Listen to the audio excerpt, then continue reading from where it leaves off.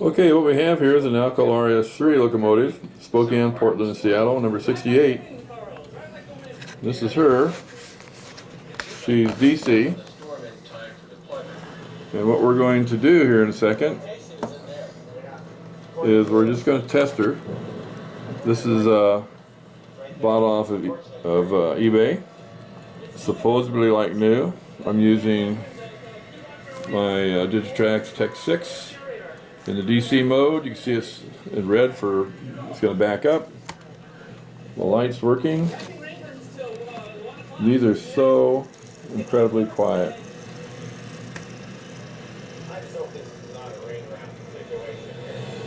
We'll try and forward. And all I'm trying to do is just make sure that she's working. And if she's working, then it's time to test the decoder. And for the decoder, I'm going to use another MRC0001614 with the Alco 244 motor sound to it. As you can see, it's really small. It's a plug-in. I won't be using that feature. I'll be hardwiring it. So that'll come off and I'll replace it with another harness, or I'll just go ahead and cut off the 8-pin because I've got so many of them because I've been doing this so much. You can also install this oval speaker. It fits 14 by 20. But as you can see, it's quite a bit smaller. And I just really kind of like the sound I get out of the 3/4 inch. It just takes a little bit of work to get it down. And I've gotten quite a few of them done. I'm getting a little bit better at it. Okay, so I've got the speaker plugged in. And then to test it, I've got this card. I've shown this on another video, but it's just a modified card. So it's only picking up the red and black. So it'll be like left track, right track. And then it's got a 27 ohm resistor in it to protect the decoder. So then you can plug this in. Obviously I can't, but you probably could. And once that's plugged in, then it's nothing more than hooking up alligator clips, red and black, and hooking those on to the test track connectors and putting this back into DCC mode, which is that mode right there. The locomotive doesn't like that, so I'll take it back off. And then as soon as I get those hooked up, we'll test this no more than just hooking the black lead up.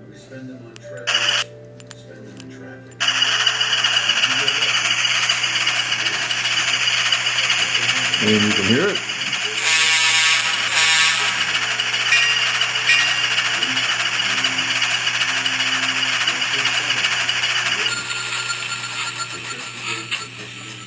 With this one, with the MRC decoders, if you hit the number 8 3 times, it'll shut it down.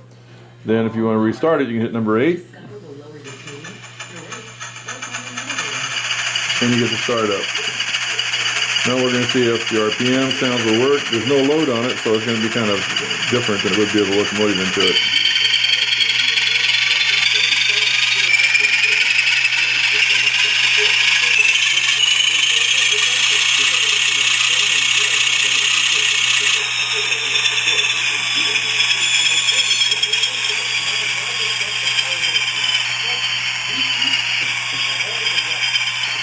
I could hook up lights and everything else if I wanted to, but I'm not going to worry about that. But I'm going to make sure the major decoder is working. Usually, I've never had a problem with them not working once that's established.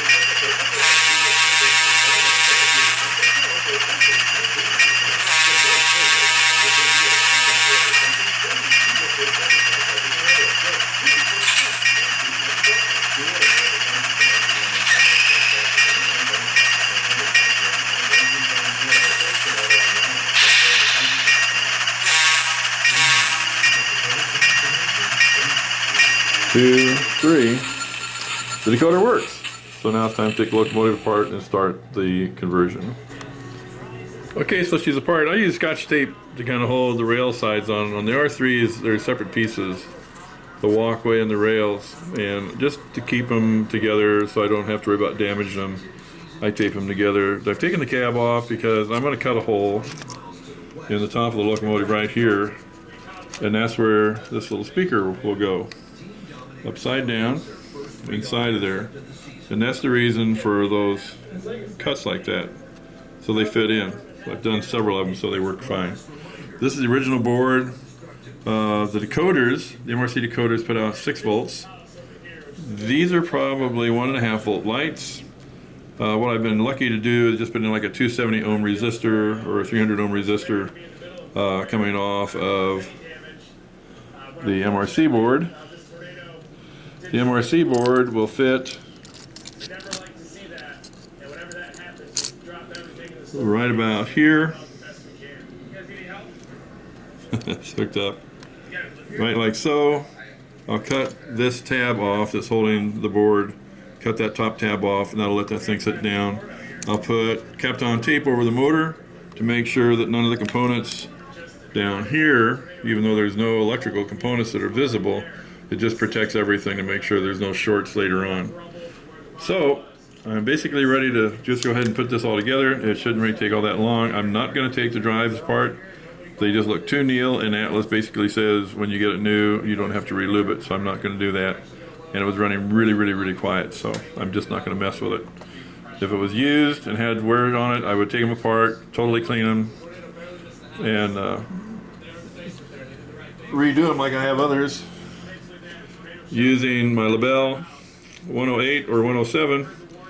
And then I put just a touch of graphite, a trick I learned from Flyman JG.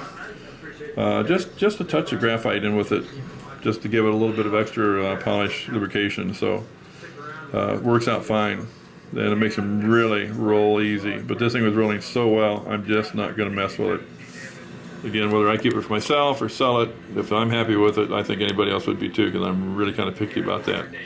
So we'll see what this looks like once it's all rewired. Okay, I had said I would show the wiring before I put this all together, and then I put the video together, I found out that I hadn't done that. So this is the front end here, the back end. You can see the 14 by 20 oval speaker, and you can see I built a little platform there with part of a plastic card which is bonded to the face of the speaker, which is what gives us the sound.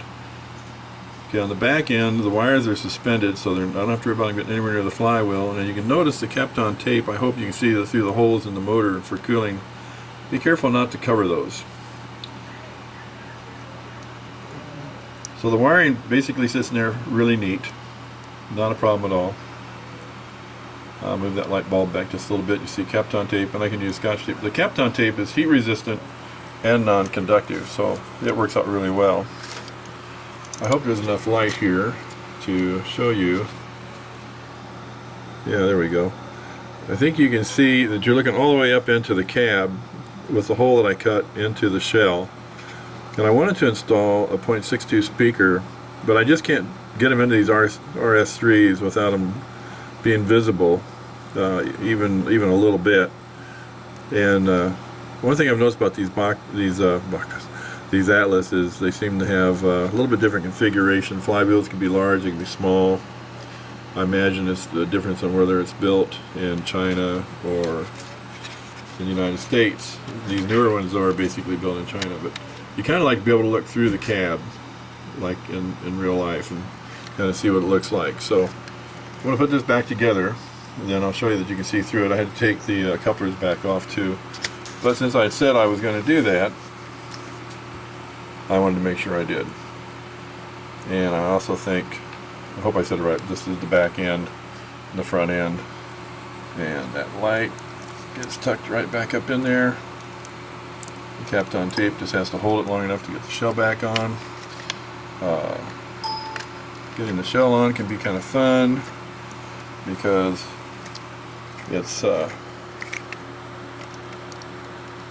tight fit to begin with, and it's going to take 2 hands. So I'll put it back together. Okay, so it's snapped all right back together very nicely. I'll put its couplers back on it, and then it'll be done. And like I say, with the neat thing about this, you can look right through it, just like in real life. You can see the conductor and the engineer, in this case on this side, and I'm pleased with them. So now we'll move on to the watch it run process. Okay, so this is the completion of this Atlas Classic. This is an Alco RS3 locomotive, Spokane, Portland, and Seattle, number 68. And for this one I used my MRC decoder, 1614. I ended up using an MRC 14 by 20 millimeter oval speaker. That's number 1525. And I installed the Megamatic scale couplers. So you can hear it idling.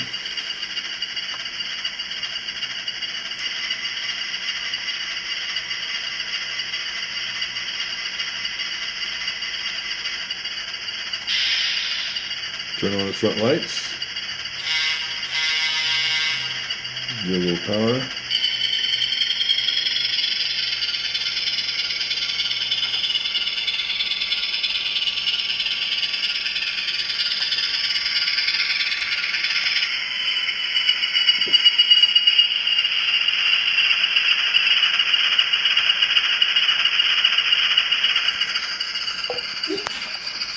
Put it in reverse.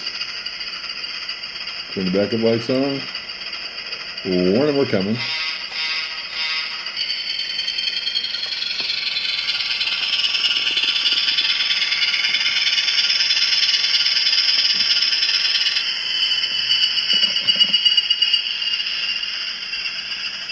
I do like the MRC decoders. They have really good sound to them. I like to put a larger speaker in, but there's just no room in these things for hardly any kind of speaker at all.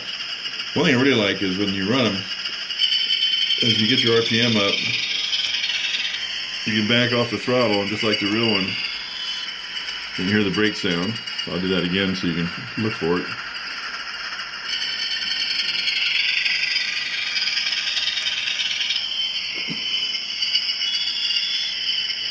There you go.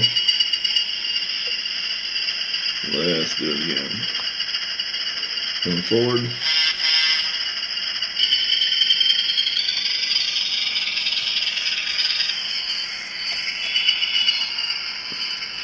I do like them. So anyway, as you can see, they're very detailed, very nicely done. A really good slow speed operation. This is just using an MRC Tech 6.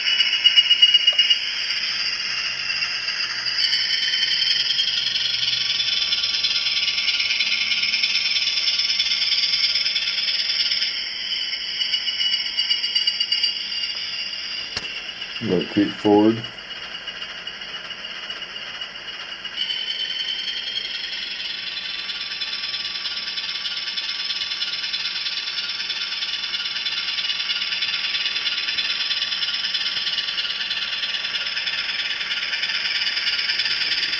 See, I've got the engineer in there. Got the conductor on the other side.